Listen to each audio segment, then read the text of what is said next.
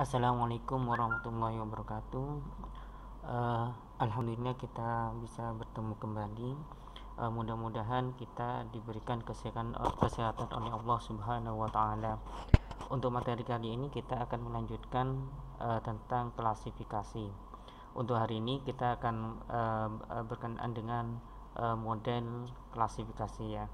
Salah satu yang kita lakukan adalah decision tree ya. Model yang akan kita pelajari adalah decision tree atau pohon keputusan. Namun sebelum kita mulai, untuk tujuan hari ini adalah mahasiswa mampu memahami algoritma decision tree, kemudian mahasiswa mampu menerapkan algoritma decision tree. Oke ya. Jadi kalau kemarin kita berbicara tentang klasifikasi, bahwa klasifikasi itu datanya sudah ada, datanya sudah ada keputusannya. Jadi target keputusannya itu sudah ada.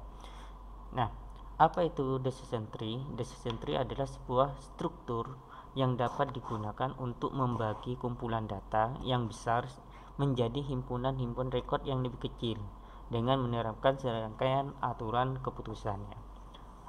Ada yang mengatakan juga adalah sebuah model pohon keputusan terdiri dari sekumpulan aturan untuk membagi sejumlah populasi yang heterogen, artinya populasi yang bermacam-macam variabel atau parameter atau atribut menjadi lebih kecil yang lebih homogen. Jadi nanti dirampingkan menjadi per atribut seperti itu dengan memperhatikan pada variabel tujuan. Jadi di sini berdasarkan variabel tujuan. Karena apa? Ini masuk kategori klasifikasi ya, yaitu yang menggunakan data survive learning gitu ya. Nah, algoritma bagaimana? Jadi ada sebuah data, kemudian kita rubah menjadi pohon keputusan. Nanti untuk implementasinya itu nanti akan menghasilkan dari pohon decision tree tadi, pohon keputusan ini akan menghasilkan aturan-aturan keputusan atau disebut rule gitu ya. Jadi di sini kita bicara ada data yang sudah kita lakukan, sudah ada data terdahulu. Kemudian kita akan melakukan klasifikasi, membuat pohon keputusan di sini.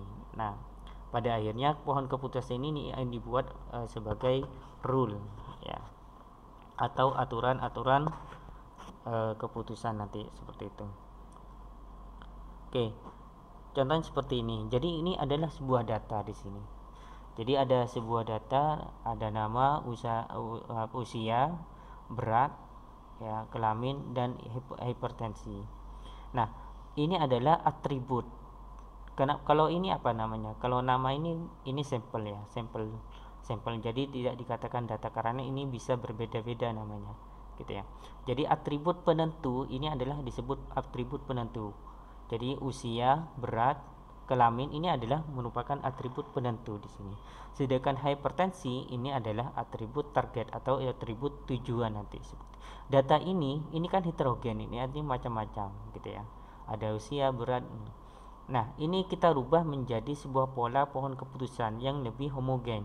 Jadi kita mulai dari berat, kemudian di sini homogen, jenis ini apa. Jadi satu ini. Jadi kalau sudah ketemu pohon keputusannya, maka bisa kita menggunakan aturannya. Nanti di pemrogramnya ini yang diambil if-nya, gitu ya. Jadi di sini ini adalah aturan yang dihasilkan dari pohon keputusan seperti itu. Oke, contohnya misalnya seperti ini. Jadi contoh klasifikasi pembayaran peminjaman ya, peminjam. Jadi punya rumah sendiri, jadi peminjam itu ada punya sendiri, status perkawinannya bagaimana, pendapatnya bagaimana, kemudian status pembayarannya berhasil berhasil atau gagal gitu ya. Jadi punya rumah sendiri, status perkawinannya sendiri, single, pendapatannya 1 juta, maka dia nanti akan berhasil gitu, artinya berhasil bisa sampai melunasi pembayaran peminjaman tersebut. Kemudian kalau misalnya punya rumah sendiri tidak gitu ya, kemudian cerai, pendapatannya 950.000, maka statusnya Ini berdasarkan apa? Berdasarkan transaksi sebelumnya, seperti itu. Jadi di sini adalah sudah ada target di sini, gitu ya. Jadi atributnya di sini ada dua di sini. Jadi atribut penentu di sini, yang pertama adalah atribut penentu, yaitu menyatakan suatu parameter yang dibuat sebagai kriteria dalam pembentukan tree, gitu ya. Jadi di dalam atribut ini memiliki menilai yang namanya disebut instant, ya. Jadi kita sebut rumah, gitu ya. Status pendapatan ini adalah atribut, gitu ya. Kemudian status pembayaran itu atribut. Kemudian rumah sendiri status perkawinan, pendapatan adalah atribut penentu. Kemudian yang kedua ada namanya atribut target, yaitu merupakan atribut yang menyatakan data solusi per item data, gitu ya. Jadi status pembayarannya berhasil atau tidak gagal, gitu ya. Jadi seperti ini. Nah, berhasil, gagal ini adalah instan, gitu ya. Nilainya. Jadi pendapatan ini adalah nilainya, gitu ya. Jadi yes, no, dan seterusnya ini adalah nilai. Jadi di sini adalah instan, gitu ya. Oke. Nah, di pohon putusan itu ada jenis node atau simpul ya di situ. Yang pertama ada root, ada simpul internal, dan daun atau terminal atau left, gitu ya. Kalau root itu paling atas ya. Jadi simpul yang tanpa tautan masukan. Jadi tidak ada inputan masukan. Jadi 0, gitu ya. Dan memiliki keluaran, gitu ya. Lebih 0 atau lebih besar keluaran, gitu ya.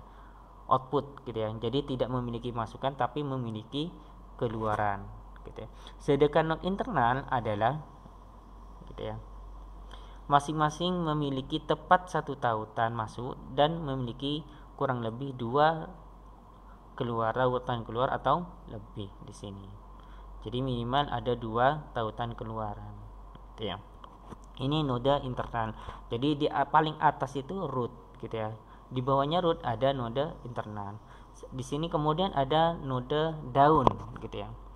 Node daun ini apa? Atau terminal ini adalah data tepat, ada satu inputan tapi tidak ada data keluaran, gitu ya. Jadi ini adalah hasilnya, gitu ya. Hasil keputusannya seperti itu atau lebih leftnya. Oke, contohnya seperti ini. Jadi body temperature ini adalah paling atas node rootnya. Kemudian ini adalah non-map, ini adalah left node atau daun, gitu ya. Kemudian ini adalah internal node, gitu ya. Jadi ada inputan, ada keluaran. Tapi kalau dia simpul root di sini tidak ada inputan tapi dia punya keluaran. Seperti itu. Oke, kita bahas salah satu algoritma yang digunakan di dalam decision tree adalah algoritma C45 ya. Algoritma C45 ini langkah-langkahnya bagaimana? Yang pertama kita memilih atribut sebagai root, simpul utama tadi, paling atas, simpul node paling atas. Kemudian setelah itu kita membuat cabang untuk masing-masing. Ini algoritma langkah-langkahnya.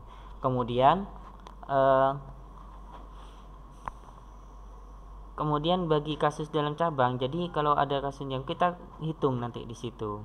Kemudian kita cari masing-masing masing-masing cabangnya ini kita cari node internalnya. Kemudian kita ulangi proses masing-masing cabang sampai semua kasus cabang memiliki kelas yang sama, gitu ya. Contohnya gini. Nah, di dalam algoritma C45 ini ada konsep entropi. Apa entropi? Ini adalah sejumlah bit ya, merupakan jumlah bit yang diperkirakan yang dibutuhkan untuk mengekstrak suatu kelas plus atau min dari sejumlah data acak dari ruang sampel S, gitu ya. Entropi dapat dikatakan sebagai kebutuhan bit untuk menyatakan suatu kelas. Entropi digunakan untuk mengukur ketidakaslian dari sampel S, gitu ya. Ini yang pertama konsep entropi. Jadi entropi adalah nilainya gitu yang dibutuhkan untuk mengekstrak suatu kelas. Nah, ini rumus entropinya. Ini adalah entropi dari suatu sampel. Kemudian di sini kalau sampelnya punya tadi punya nilai Einstein, maka kita cari nilai Einsteinnya per ini dijumlahkan, sum gitu ya. Jadi himpunan kasus, entropi S itu adalah himpunan kasus, A itu adalah fitur, kemudian N adalah jumlah partisi, P adalah proporsi dari S terhadap SI terhadap S. Jadi nanti S dibagi SI dibagi S, nanti seperti itu rumusnya. Kemudian gen adalah gitu ya, gen dari sampel terhadap suatu atribut di sini ya, merupakan perolehan informasi dari atribut A relatif terhadap output S gitu ya. Perolehan sistem perolehan informasi didapat dari output data dari variabel atau variabel definisi S dan dikelompokkan berdasarkan atribut A, dinotasikan dalam gen SA. Oke, nanti kita cara mencarinya, rumusnya kita cari bersama nanti. Rumusnya seperti ini. Jadi entropi dari kumpulan kasus ini dikurangi dari penjumlahan dari satuan entropi dikalikan entropi SI gitu ya. Di mana S ini adalah simbol kasus, A itu adalah atribut, N adalah jumlah partisi untuk atribut A, S absolut di sini, jadi nilainya dia positif terus nanti hasilnya. Jumlah kasus partisi ke I, S jumlah kasus dalam S gitu ya. Oke, kita lanjut. Kita contohkan tadi tentang pembayaran dari peminjam tadi. Kasusnya adalah pembayaran peminjam di sini. Oke. Nah, apa yang kita lakukan pertama kali di sini? Kita cari di sini. Jadi targetnya apa di sini? Berhasil dan gagal. Jadi targetnya adalah berhasil dan gagal. Kita cari jumlah keseluruhan. Jadi jumlah kasusnya ada berapa di sini? Jumlah kasusnya adalah 1 2 3 sampai 10. Jadi kasusnya ada 10 di sini. Nah, jadi total kasusnya di sini adalah 10. Nah, kita kelompokkan berapa jumlah berhasil, kemudian jumlah yang gagal. Jumlah yang berhasil di sini ada 7, jumlah gagal ada 3. Kita hitung gitu ya. 1 2 3. Jadi gagalnya ada 3. Seperti itu ya. Oke. Nah, kemudian setiap masing-masing atribut, nah kita hitung sendiri jumlah kasus per atributnya di sini. Karena di sini kan dia penjumlahan di sini ya. Nah, berarti kita cari per instannya gitu ya. Nah, jadi untuk rumah sendiri ya, yang yes gitu ya, berapa jumlah kasusnya? Dari 10 kasus ini yang yes untuk rumah sendiri itu ada 3 dan no 7. Untuk yang yes itu adalah yang berhasil 3, yang gagal 0 jumlahnya. Didapat dari mana? Kita hitung di sini. Rumah sendiri yes. Yang berhasil ada berapa? Gitu ya. Yang gagal ada berapa di sini? Gitu ya. Kita cek. Rata-rata semuanya yang yes itu adalah berhasil. Sehingga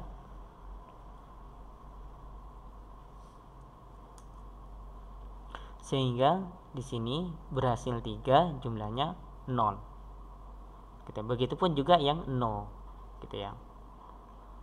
Yang no jumlahnya jumlah kasusnya 7, berhasil 4, yang gagal 3.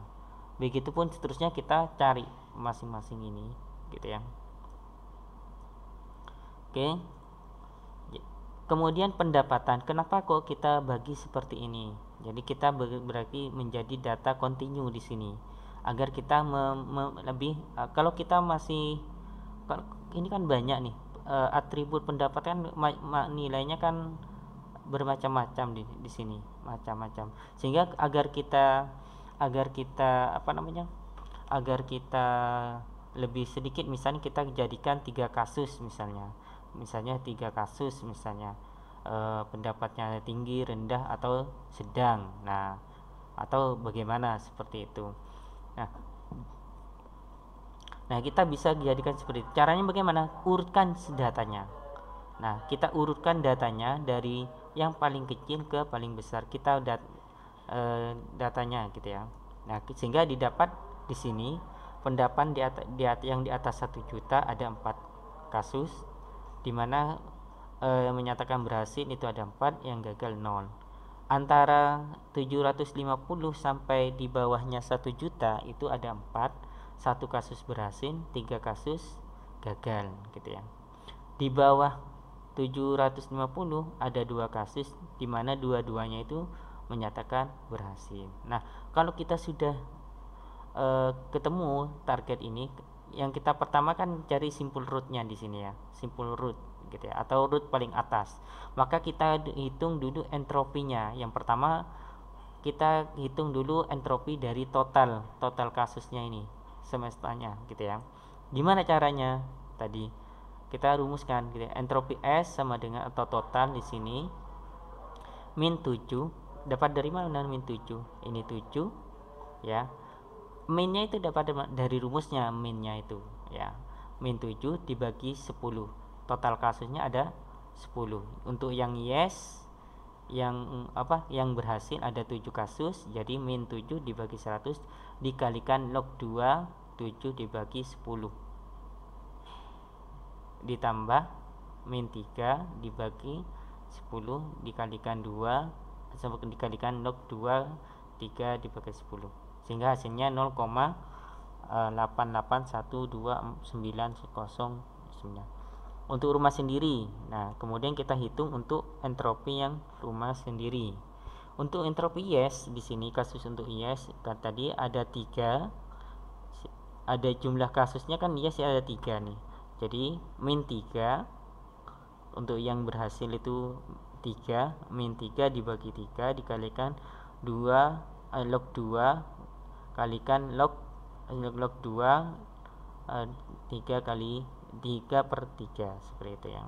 Ditambah min 0 dibagi, karena kasus gagalnya yang tidak berhasil, yang gagal ya, yang gagal membayar, berarti min 0 karena kosong dibagi jumlah kasusnya tadi dikalikan log 2 dikalikan 0 dibagi 3, sehingga hasilnya 0 ya. Begitupun seterusnya ya. Selanjutnya untuk yang no ada 4 kasus, ada 7 kasus, 4 berhasil dan 3 yang gagal gitu ya. Ini salah, ini saya perhitungannya. Gagal 3 di sini ya. Seharusnya 3 dibagi 7. Hasilnya benar ini sebenarnya. Saya salah copy ini. Jadi 3 ya di sini. 3 dibagi 7. Gitu ya. Begitupun seterusnya kita ambil gitu ya. Kita hitung seperti itu. Nah, kemudian kita pendapatannya sehingga hasilnya seperti ini. Kemudian kita tulis entropinya di sini. Kita ketahui di sini 0,8 dan seterusnya, ini kita ketahui di sini entropinya. Untuk yes 0 dan seterusnya ya. Kita ketahui entropinya ini. Oke. Kemudian yang langkah selanjutnya kita cari nilai gainnya gitu ya. Nilai total terhadap rumah sendiri itu tadi, gain itu adalah entropi dari total tadi, total S-nya tadi dikurangi dari entropi dari dikalikan jumlah kasus gitu ya. Jadi di sini untuk yes kan ada 3 kasus dibagi 3 dibagi 10, jumlah kasus keseluruhan 3 dibagi 10, berarti di sini 3 dibagi 10 kalikan entropinya. Kemudian yang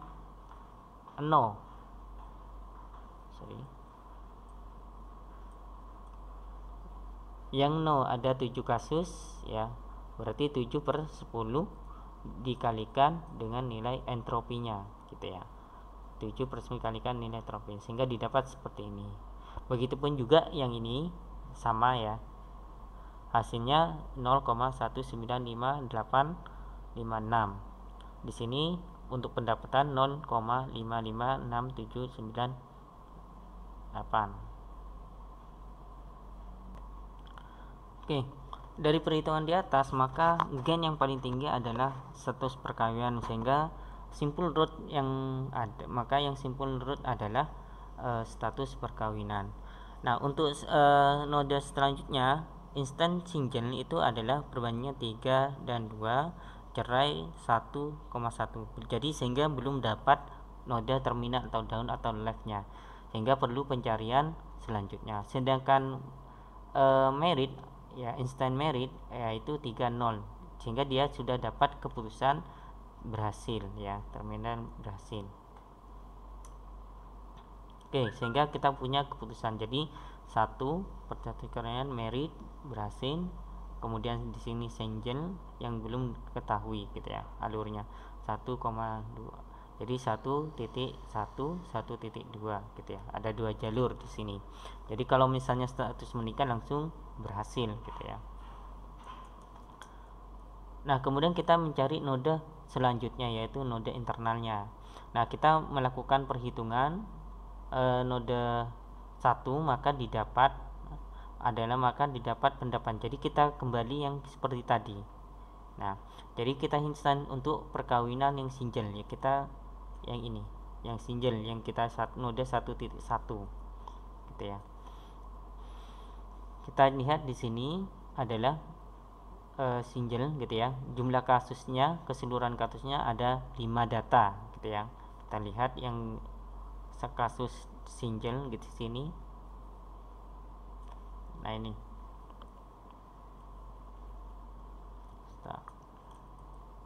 Nah, ini yang single ada berapa di sini? Coba kita cek di sini 1 2 3 4 5. Ada 5 kasus di sini. Nah, jadi seperti itu.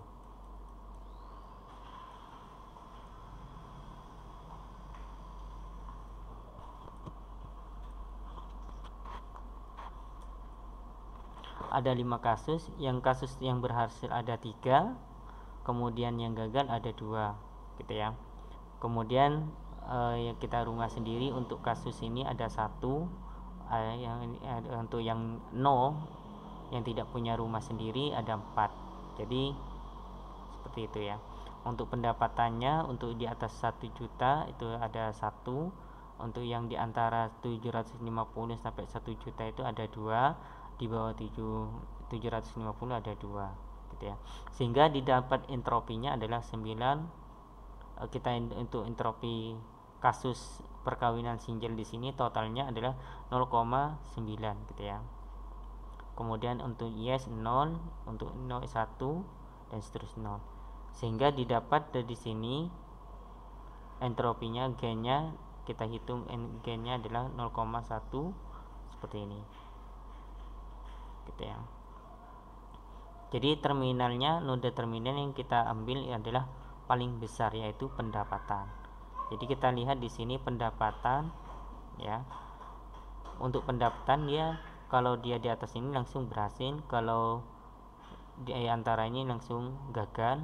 Kemudian kalau di bawah 750 ini adalah berhasil seperti itu, sehingga keputusannya ada 2 di sini. Sehingga node selanjutnya seperti ini. Nah, kemudian kita cari node 1.2-nya gitu ya. Nah, dengan cara yang sama kita cek data. Jadi status perkawinan kita cari di datanya yang status perkawinan yang cerai. Ternyata jumlah kasusnya ada 2 kasus, yang berhasil 1, yang berhasil 1 gitu ya. Yang gagal 1 di sini.